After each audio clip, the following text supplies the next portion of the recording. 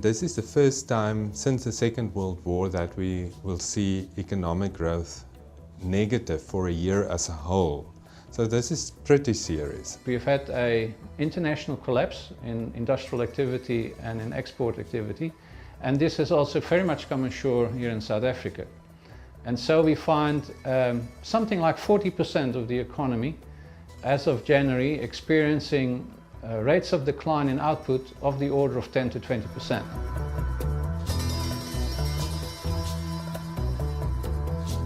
But do not make the mistake of assuming, which I think is the case with the media, where they assume everybody is being squeezed.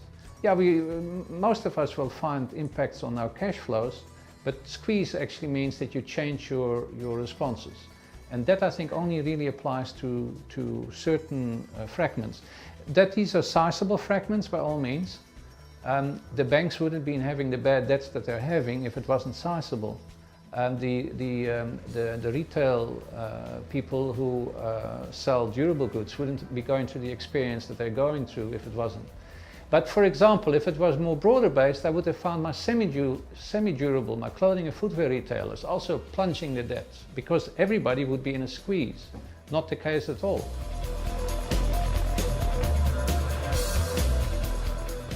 We're finding that among consumers there is a substantial psychological condition, which is in fact extremely negative. That there are certain consumers that see these things, hear these stories, and are more cautious than they would have otherwise been.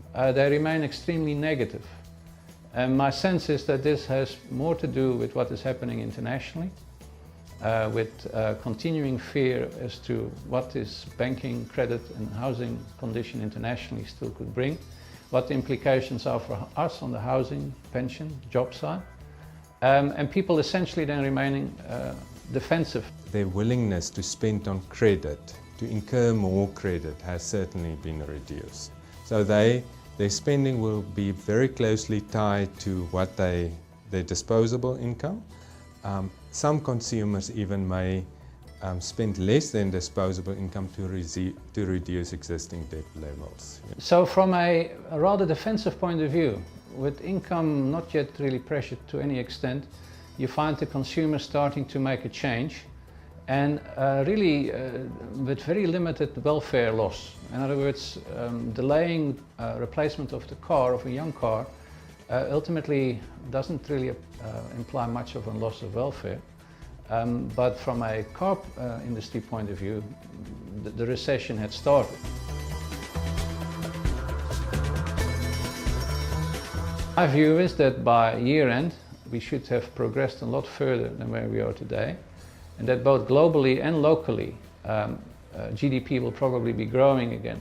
I think the big positives are certainly the cut in the interest rates, the lower inflation. That will certainly boost spending.